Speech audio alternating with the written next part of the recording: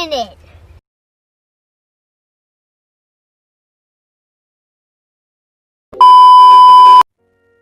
Assalamualaikum warahmatullahi wabarakatuh. Perkenalkan, nama saya Marogi, NIM 1808203025.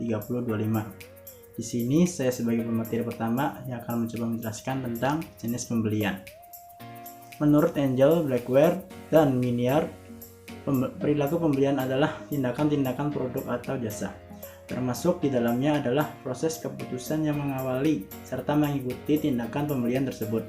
Tindakan tersebut adalah terlibat secara langsung dalam proses memperoleh, mengkonsumsi, bahkan membuang atau tidak jadi menggunakan suatu produk atau jasa tersebut. Perilaku pembelian secara umum dibagi menjadi dua. Yang pertama, perilaku pembelian yang bersifat rasional, dan yang kedua, perilaku pembelian yang bersifat irasional. Perilaku pembelian yang bersifat rasional adalah tindakan konsumen dalam pembelian suatu barang dan jasa yang mengedepankan aspek-aspek konsumen secara umum, yaitu seperti kebutuhan mendesak, kebutuhan utama atau primer, serta daya guna produk itu sendiri terhadap konsumen pembelinya.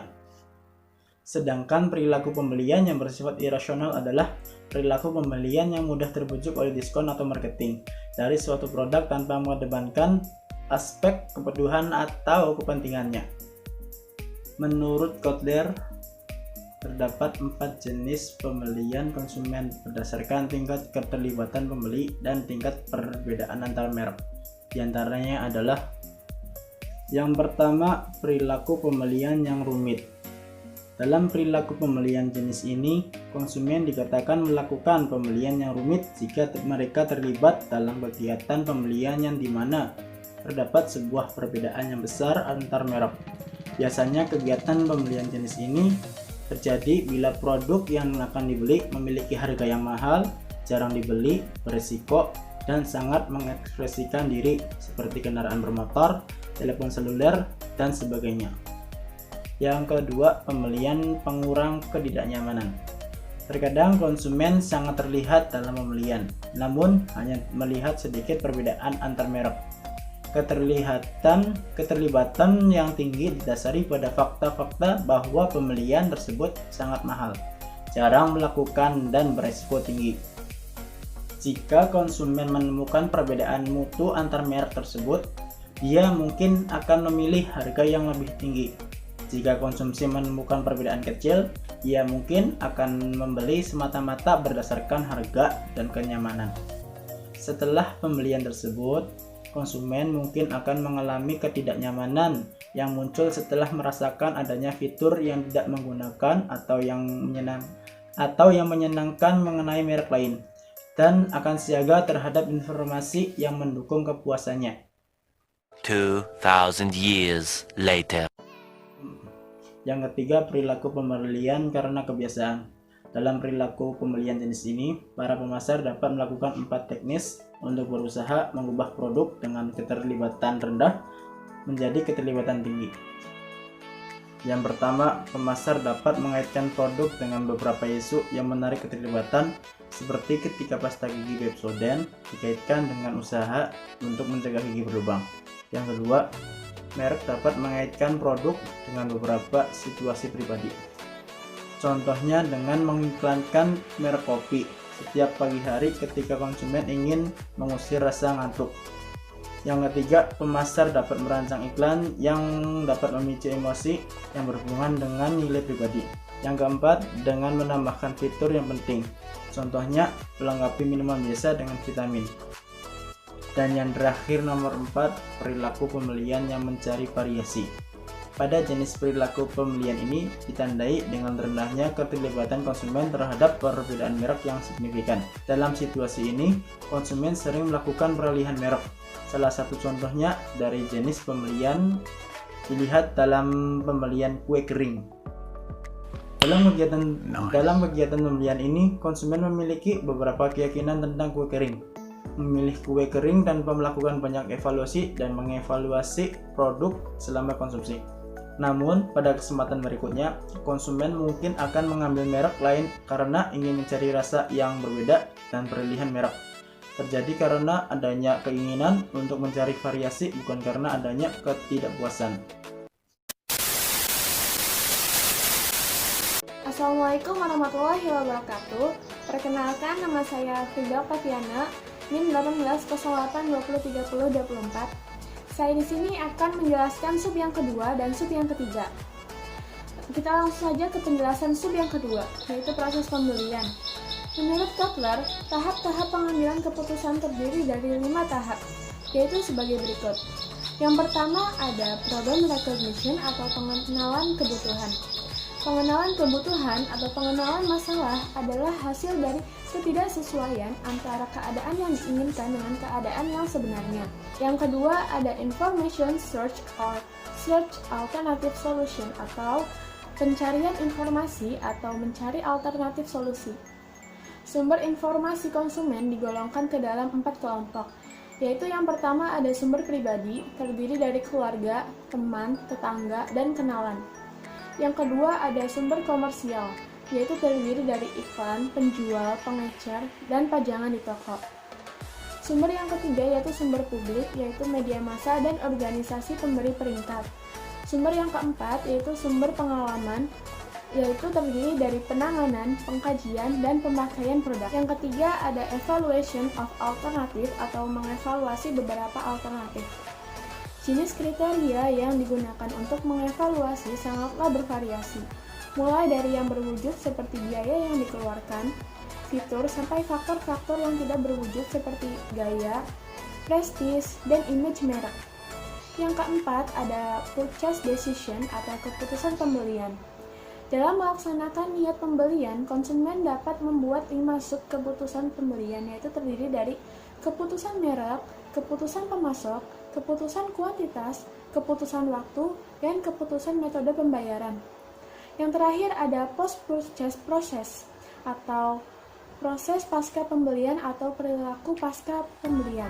Pada tahapan pembelian, konsumen dipengaruhi oleh 2 faktor utama yang terdapat di antara niat pembelian dan keputusan pembelian, yaitu sebagai berikut. Yang pertama ada sikap orang lain, yaitu sejauh mana sikap orang lain mengurangi alternatif yang disukai seseorang akan bergantung pada 2 hal. Yang pertama, intensitas sikap negatif orang lain terhadap alternatif yang disukai calon konsumen. Yang kedua, ada motivasi konsumen untuk menuruti keinginan orang lain. Yang ketiga, yaitu pasca konsumsi. Setelah konsumen melakukan pembelian produk yang dipilih, konsumen akan mengevaluasi apakah produk yang dipilih sesuai kebutuhan dan harapan sesudah digunakan. Pada perilaku pasca konsumsi, konsumen akan mengalami kepuasan atau ketidakpuasan. Yang pertama ada kepuasan.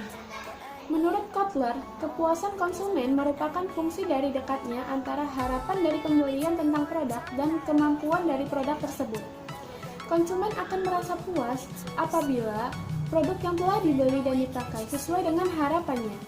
Kepuasan konsumen terhadap merek produk tidak hanya ditentukan dari kecocokan antara harapan dengan kinerja produk tersebut, tetapi juga ditentukan kualitas pelayanan dari pengecer. Yang kedua, ada ketidakpuasan. Ketidakpuasan konsumen dapat timbul karena adanya proses informasi dalam evaluasi terhadap suatu merek. Ketidakpuasan konsumen ini muncul karena pengharapan konsumen tidak sama atau lebih tinggi daripada kinerja yang diterimanya di pasar. Konsumen yang tidak puas akan mengambil satu dari 2 tindakan berikut ini. Yang pertama, mereka akan mungkin berusaha mengurangi ketidakpuasan tersebut dengan membuang atau mengurangi ketidakpuasan dengan mencari informasi yang bisa memperkuat nilai produk tersebut. Saya Ika Lia Waroka, NIM 1808203122 akan menjelaskan materi keempat dan kelima.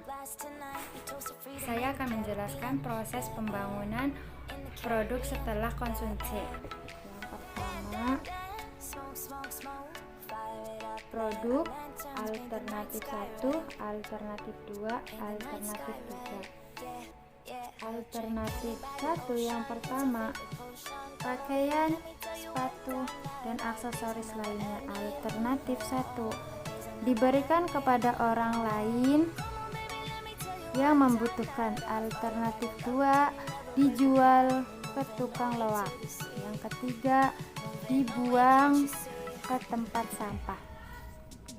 Nama produk liter alternatif 1 diberikan atau dibuang.